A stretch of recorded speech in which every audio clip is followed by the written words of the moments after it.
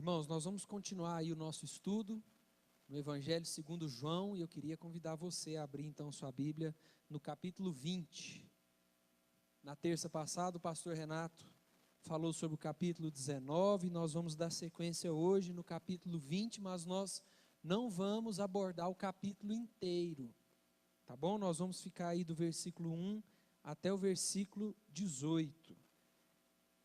Nós vamos abordar esses dois parágrafos aí. João capítulo 20, e eu queria que você, como a gente de costume, ficasse com a sua Bíblia aberta aí, ou ligada no celular, tá? Porque a gente vai estar voltando durante esse nosso momento em alguns versículos aí. Então, João capítulo 20, nós vamos ler agora primeiramente do 1 ao 10, tá bom? João no capítulo 20, do versículo 1 até o versículo 10.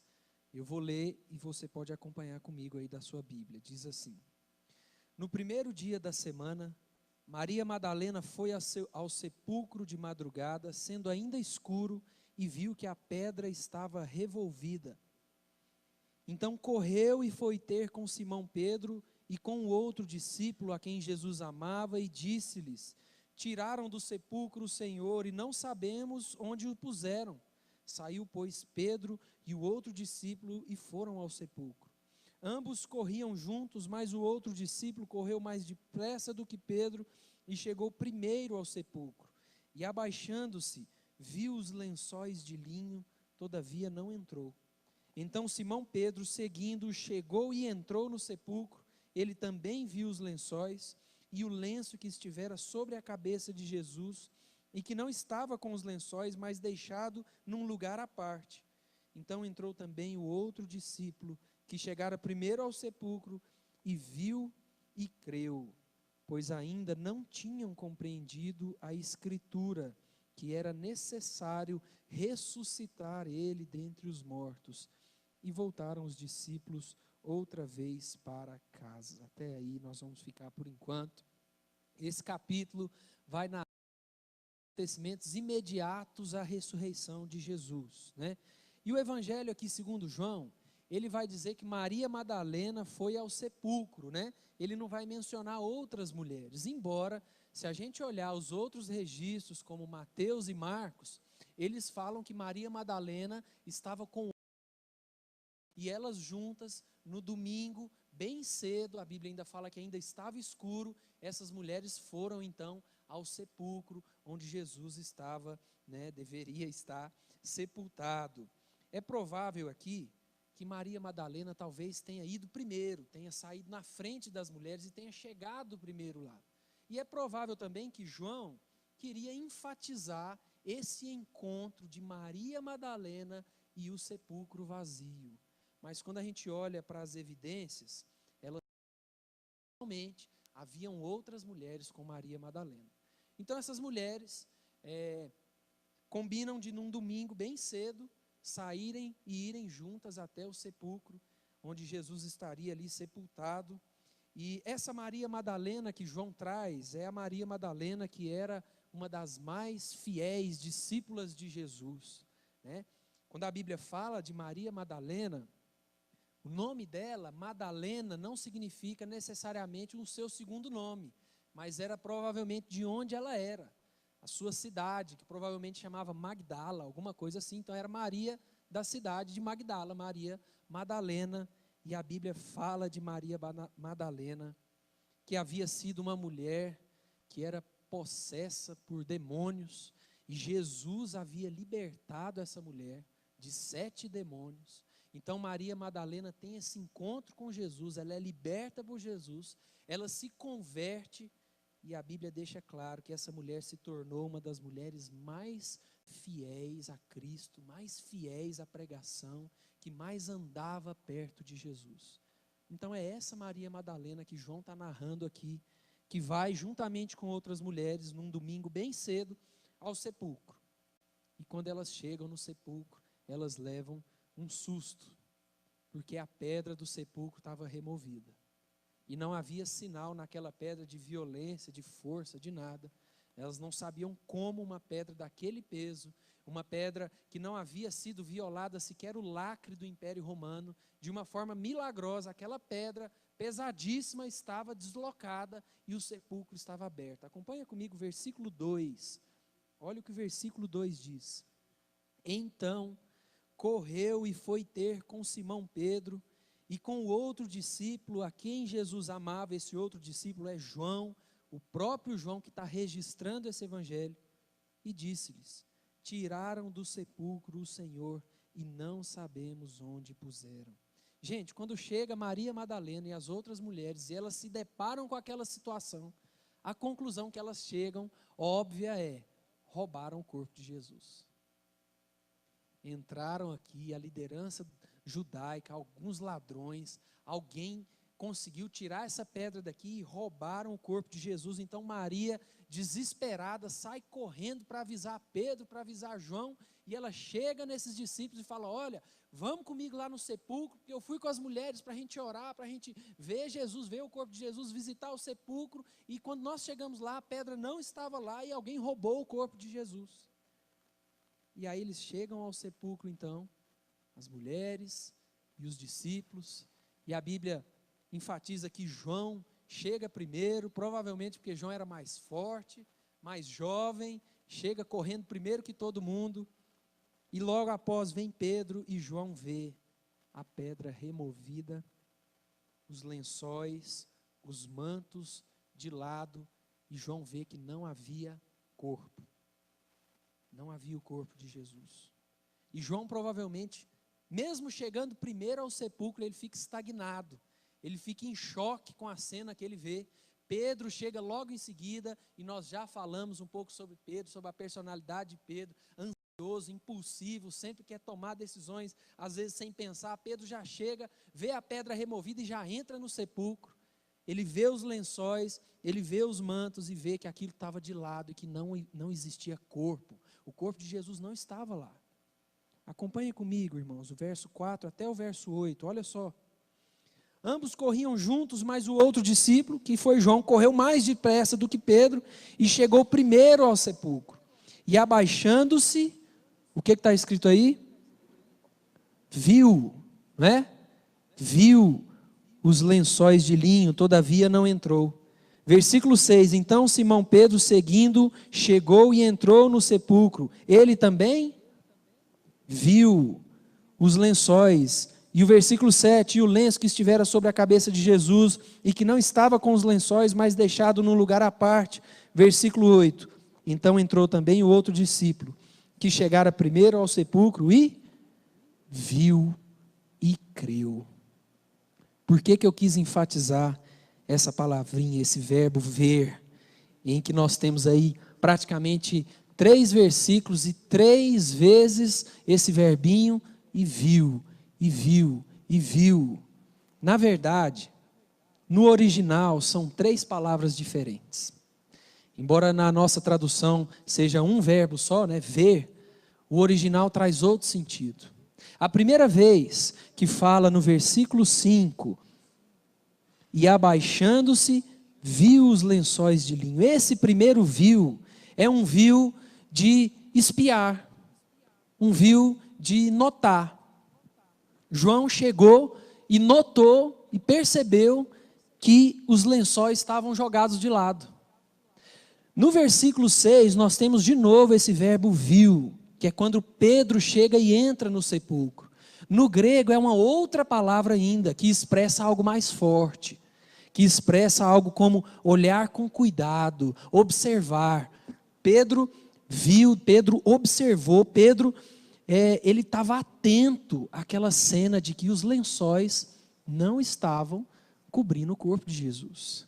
O verbo usado aqui para falar que Pedro viu os lençóis é um verbo mais forte. E no versículo 8 ainda nós temos um terceiro viu, que foi quando João, atrás de Pedro, entra também no sepulcro. E aí o versículo 8 diz que ele viu e creu.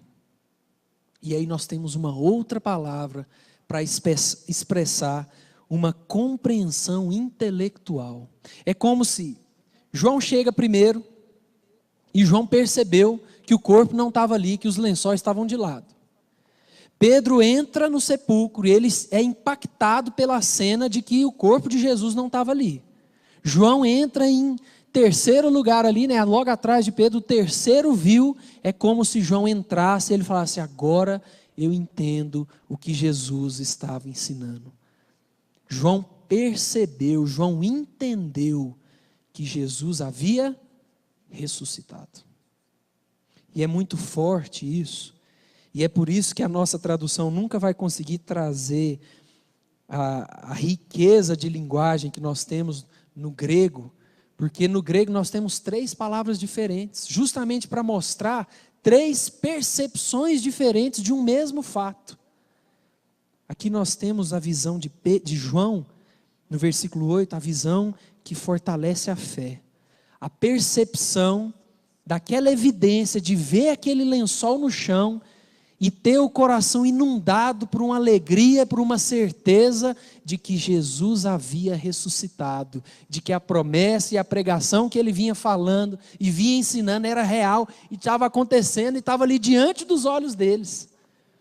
Mesmo após Jesus falar tantas vezes que iria ressuscitar, que isso aí iria acontecer, aqueles homens e aquelas mulheres pareciam não acreditar que aquilo de fato estava acontecendo. E aí olhem o nosso segundo e último bloco, do verso 11 ao 18. Maria, entretanto, permanecia junto à entrada do túmulo chorando.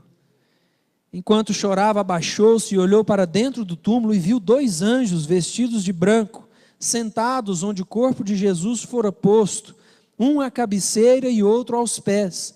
Então eles lhes perguntaram: mulher, por que choras? Ela lhes respondeu: porque levaram o meu Senhor e não sei onde o puseram. Tendo dito isto, voltou-se para trás e viu Jesus em pé, mas não reconheceu que era Jesus. Perguntou-lhe Jesus: mulher, por que choras? A quem procuras? Ela, supondo ser ele o jardineiro, respondeu: Senhor, se tu o tiraste, diz-me onde o puseste, e eu o levarei. Disse-lhe Jesus: Maria. Ela, voltando-se, lhe disse em hebraico: Rabone, que quer dizer mestre. Recomendou-lhe Jesus: não me detenhas, porque ainda não subi para meu Pai, mas vai ter com os meus irmãos e dize-lhes: subo para meu Pai e vosso Pai, para meu Deus e vosso Deus. Então saiu Maria Madalena, anunciando aos discípulos: vi o Senhor, e contava que ele lhe dissera estas coisas. Os discípulos foram para casa após aquela cena chocante do sepulcro vazio, e o texto mostra que Maria Madalena ficou. Provavelmente se sentou ali ao lado daquela pedra e chorava. Maria Madalena estava sofrendo por perceber que haviam roubado o corpo de Jesus, que haviam levado o corpo de Jesus dali. Maria Madalena estava sofrendo com saudades de Jesus, talvez ali sem entender aonde tudo aqui iria levar. De repente Maria então vê 2 anjos sentados lá no lugar onde Jesus deveria estar deitado. E esses anjos perguntam para ela, por que ela chorava? E ela fala: eu estou chorando, porque roubaram o corpo do meu mestre. Roubaram o corpo de Jesus, levaram para algum lugar e de repente, imaginem essa cena de Jesus aparecendo ali, atrás de Maria. Acho que nem Hollywood ia conseguir representar a beleza e a força desse momento, de Maria sentada, chorando, angustiada, com o coração rasgado, e de repente Jesus aparece atrás de Maria. E Jesus faz a mesma pergunta dos anjos: por que você está chorando? Provavelmente Maria, com os olhos cheios de lágrima, psicologicamente abalada, espiritualmente abalada, ainda talvez não deveria ter amanhecido por completo, talvez meio escuro ainda, ela vira e pensa que é o jardineiro, pensa que é algum servo que estava ali cuidando daquele lugar, não reconhece Jesus, até que Jesus... O que Jesus faz que faz Maria reconhecer que era ele? Jesus a chama pelo nome. Enquanto Jesus chega e fala: por que você está chorando? O que está afligindo o seu coração? O que está acontecendo? Ela não reconhece que é Jesus, ela não percebe que é o próprio Jesus ali na frente dela, até que Jesus a chama pelo nome. Até que ela reconhece a voz de Jesus. Até que Maria reconhece que aquela voz, pronunciando aquele nome, foi a mesma voz que pronunciou o nome dela, quando ela foi liberta da possessão demoníaca. Foi a mesma voz que estava diretamente falando com os sentimentos, com a mente de Maria. É a mesma voz que ela ouvia chamar o nome dela, quando Jesus estava ensinando, estava exortando, estava andando pelo caminho. E aí então Maria reconhece quem estava falando com ela. Olha só o versículo 16. Disse-lhe Jesus: Maria. Ela, voltando-se, lhe disse em hebraico, Rabone, que quer dizer mestre. Quando o evangelho aqui na nossa tradução traz essa palavra voltando-se, ela poderia ser melhor traduzida como reconhecendo. É como se no momento que Jesus chama o nome de Maria, Maria reconhece Jesus. Maria entende quem era aquele que estava ali na frente dela. Maria reconhece que era Jesus na frente dela. E quando ela usa essa expressão Rabone, essa era uma expressão de profundo respeito, de profunda reverência. E é como se Jesus falasse: Maria, sou eu. E Maria reconhece Jesus e fala: você é o meu mestre. É Jesus. E o último versículo que eu gostaria que lêssemos aí, versículo 17. Recomendou-lhe Jesus: não me detenhas, porque ainda não subi para meu Pai, mas vai ter com quem? Essa é a primeira vez que Jesus se refere aos discípulos e aos seus seguidores como irmãos. E diz-lhes: subo para meu Pai e vosso Pai, para meu Deus e vosso Deus. Talvez pode parecer estranho, né? Jesus ali, Maria emocionada, feliz, alegre por ver Jesus, e Jesus falando assim: olha, não me detenhas, não me atrasa aqui. Mas na verdade, Maria com certeza, né, foi abraçar Jesus, foi matar a saudade de Jesus, foi se debruçar aos pés de Jesus. Mas o que Jesus queria dizer era para Maria se acalmar, para Maria se agarrar nas evidências que ela tinha vivido ali, de que ele tinha ressuscitado, de que ele tinha vencido a morte, mas que agora Maria e os discípulos e os seguidores tinham que continuar a missão que Jesus começou. Essa aqui não ia ser a última vez que eles iriam se encontrar, não era o fim, mas era o início de uma nova etapa, de uma etapa diferente na vida dos discípulos, na vida dos seguidores de Jesus. É como se Jesus falasse: Maria, não me segura aqui, não me impeça aqui, porque eu vou para o Pai, como eu já havia ensinado e dito a vocês. Avise os outros que a profecia se cumpriu. Avise aos outros que você me encontrou, que você me viu, que você me abraçou, que você esteve comigo. Avise aos discípulos, avisa a todas as pessoas que eu ressuscitei, que eu venci a morte. Maria e os outros discípulos iam precisar se acostumar a essa nova situação. Iam precisar entender que eles não teriam mais Jesus em carne e osso ao lado deles, que eles teriam que continuar agora essa nova etapa do Evangelho. Os seus discípulos agora iam ter que continuar a sua missão, continuar pregando o Evangelho, pregando o Jesus que havia vencido a morte, que havia ressuscitado, que havia cumprido todas as profecias do Antigo Testamento e que havia cumprido tudo que ele vivia ensinando e vivia falando. E Maria então sai, provavelmente correndo, alegre, radiante, com as esperanças renovadas, com as lágrimas já sendo limpadas dos seus olhos, e ela conta aos discípulos, e ela vai contar a todos aqueles que andavam com Cristo, que criam em Cristo, que ela tinha acabado de ver Jesus Cristo ressurreto, vivo em carne e osso. Para a gente concluir, nós podemos tirar algumas lições desse versículo.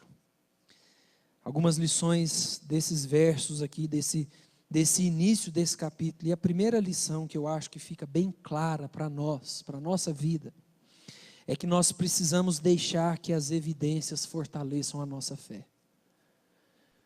Nós precisamos deixar que as evidências fortaleçam a nossa fé.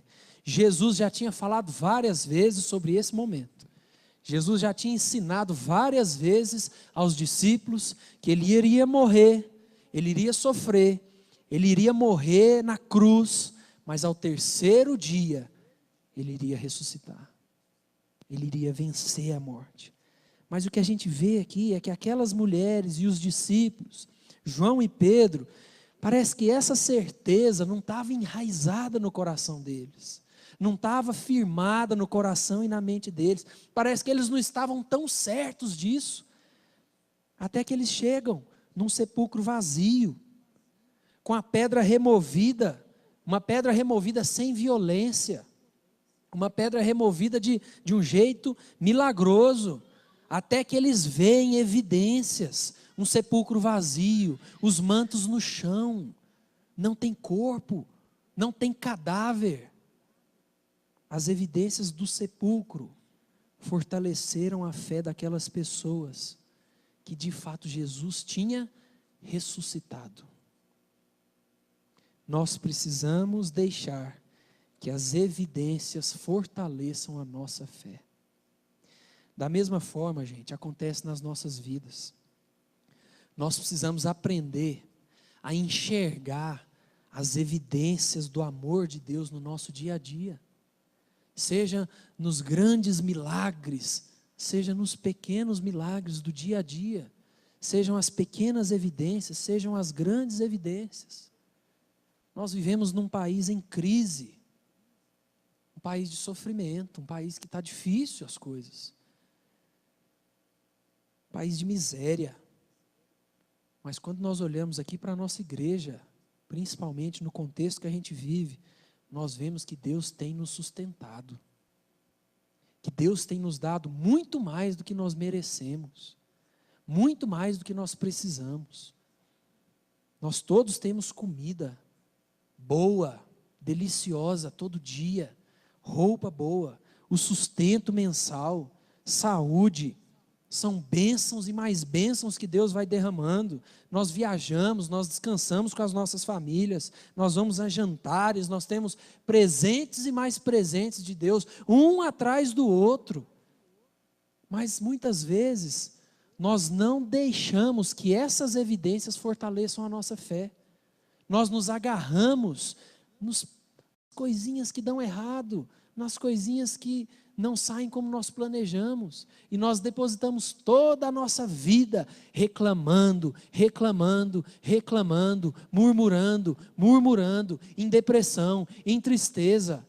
Tem pessoas que você conversa uma semana, a semana seguinte, o mês seguinte é sempre, está difícil, está complicado, estou cansado, estou estressado, estou ruim, estou depressivo, estou isso. Gente, nós precisamos deixar que as evidências do dia a dia, do amor de Deus, fortaleçam a nossa fé, de que Deus está no controle, de que é Deus quem cuida de nós, de que é Deus quem nos sustenta. Nós precisamos aprender a ver as coisas do dia a dia, como João viu. Lembra que nós vimos a diferença de Pedro no primeiro instante, depois João novamente vendo os mantos no chão, mas quando ele vê aqueles mantos no chão, aquela visão dele traz para ele a percepção de que Jesus havia ressuscitado. Aquela evidência de ver o manto no chão fortalece a fé de João, e ele creu na promessa de Jesus novamente. Eu queria ler uma frase aqui, e eu queria muito que você prestasse atenção nela. Quanto mais a nossa fé se esfria, mais incapazes ficamos de ser fortalecidos por Deus através das evidências de seu cuidado e amor. Vou ler de novo. quanto mais a nossa fé se esfria, mais incapazes nós ficamos de ser fortalecidos por Deus através das evidências do seu cuidado e do seu amor na nossa vida. Essa é a primeira coisa que eu acho que esse texto nos ensina. Assim como João, quando entra no sepulcro e vê os mantos de lado, vê que não tem corpo, aquilo fortalece a fé dele, aquilo fortalece a sua crença em Jesus. Nós precisamos deixar que as evidências fortaleçam a nossa fé. E em segundo e último lugar, como lição para a nossa vida, é que nós precisamos ter um relacionamento vivo com Jesus. Nós precisamos ter um relacionamento vivo com Jesus. E a figura que mais nos ensina isso é Maria. Maria Madalena.